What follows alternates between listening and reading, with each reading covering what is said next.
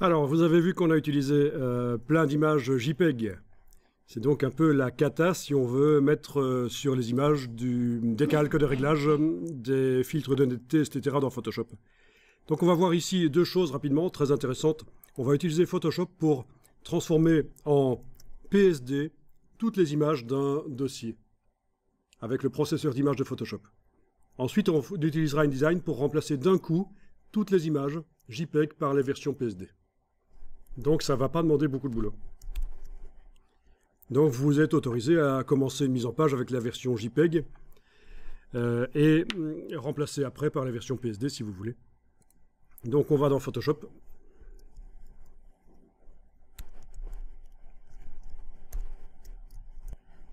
Vous allez dans le menu Fichier, Script, Processeur d'image dans Photoshop. Fichier, Script, Processeur d'image. Ici, à sélectionner un dossier, vous allez naviguer jusqu'au dossier qui contient vos images JPEG.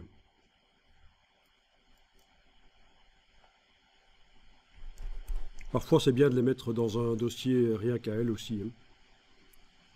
Mais bon, on va faire comme ça. Elles sont à côté des documents InDesign, ça va, il n'y en a pas beaucoup, ça va le faire.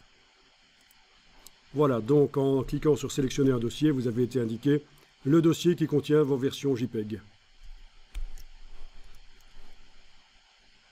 Ici, vous devez décocher absolument enregistrer sous JPEG, puisqu'elles sont déjà en JPEG, et également enregistrer sous TIFF. Par contre, vous cochez ceci, enregistrer sous PSD, avec l'option maximiser la compatibilité. Vous ne cochez pas redimensionner, puisqu'on ne veut pas modifier le nombre de pixels des images. Bon. Si vous n'avez pas un dossier pour aujourd'hui, il va falloir aller dans une fenêtre du Mac, cliquer sur Bureau, et il va falloir classer par date de modification. Oui, faites un dossier éventuellement. Éventuellement, c'est pas obligatoire de faire un dossier avec les images JPEG. En classant par liste et par type, toutes les images JPEG sont l'une à côté de l'autre dans la liste. Donc par liste et par type, on a toutes les images du même type ensemble. C'est facile de les mettre dans un dossier par un clic droit, nouveau dossier. Mais bon, je vais dire que je ne fais pas ça. Je vais donc moi dans Fichier, Script, Processeur d'image, sélectionner le dossier qui contient les images JPEG.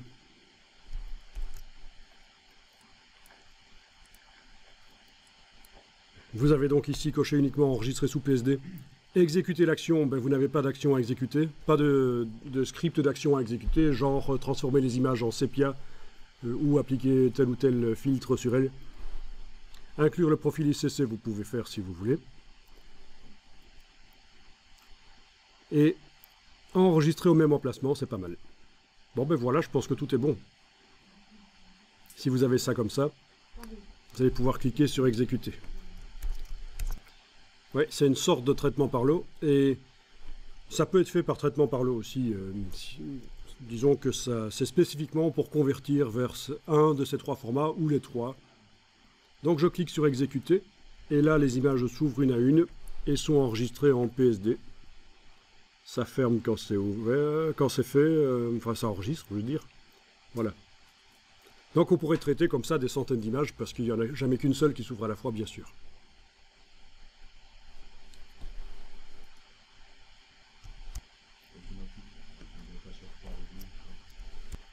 Alors ici, il me dit qu'il n'a pas su lire certaines informations, c'est certainement les fichiers d'icônes du Mac, mais également les fichiers InDesign, évidemment, puisqu'ils étaient dans le dossier.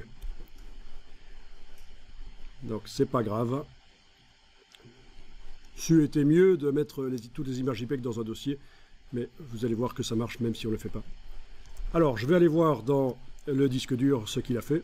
Donc dans le dossier là, je trouve un dossier PSD. Et dans le dossier PSD, je trouve toutes les versions PSD des images. Vous avez vu, j'ai double-cliqué, je suis rentré dans le dossier PSD. Je ne sais pas si vous connaissez l'astuce, touche commande, vous cliquez là, vous avez le chemin, vous pouvez remonter d'un niveau facilement.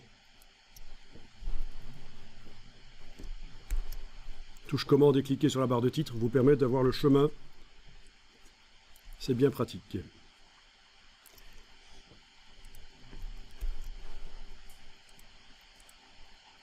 Donc on a une version PSD. Alors il me fait un petit bug là.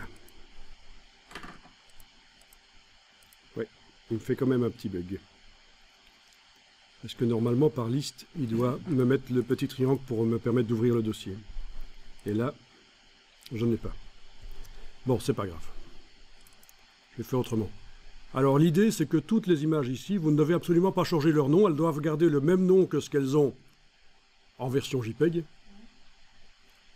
Par contre, l'extension PSD est changée, bien sûr. C'est la seule chose qui change. Ces images, vous allez les déplacer vers le dossier à côté des images JPEG, en fait.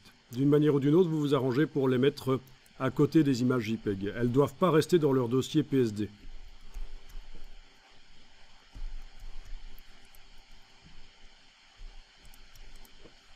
Et voilà ce qu'on obtient. Donc, chaque fois, dans le dossier, on a la version JPEG utilisée actuellement par InDesign.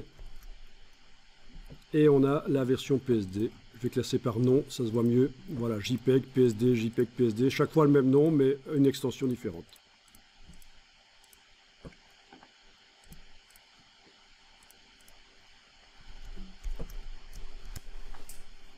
À partir de là, vous allez dans InDesign.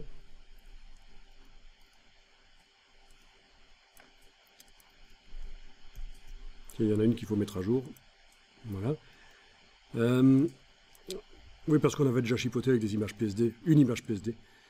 Donc dans la palette lien, vous allez activer toutes les images de la palette lien, clic et majuscule clic. Donc elles sont toutes activées, les JPEG, peut-être pas la PSD, tiens, qui est déjà une PSD.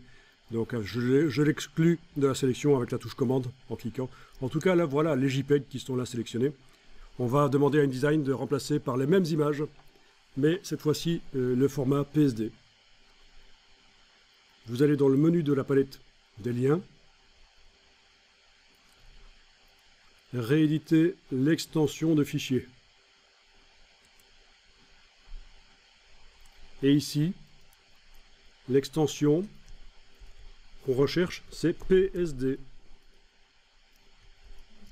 Comme il vous l'indique bien ici, les fichiers doivent avoir le même nom, mais pas nécessairement la même extension, bien sûr, et être dans le même dossier.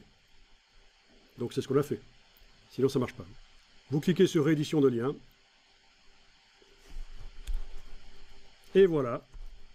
Toutes les images JPEG sont maintenant des PSD. Les images JPEG ne nous servent plus, celles qui sont sur le disque dur. On travaille avec les images PSD. Avantage, pour pouvoir mettre des calques de réglage et corriger autant qu'on veut les images.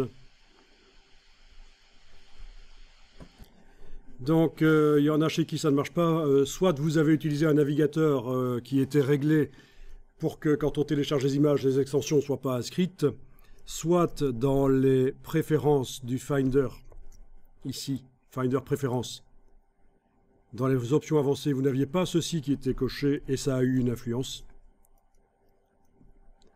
En tout cas, chez relativement peu d'entre vous, ça foire, parce qu'il y a un message d'erreur, parce que les images JPEG sont sans extension .jpeg sur le disque dur, et donc les remplacements n'arrivent pas à se faire. Donc mettez cette technique dans un coin de votre tête, on n'en a de toute façon pas très besoin pour la suite ici, mais ça me paraissait intéressant de voir qu'on peut automatiser ce genre de choses.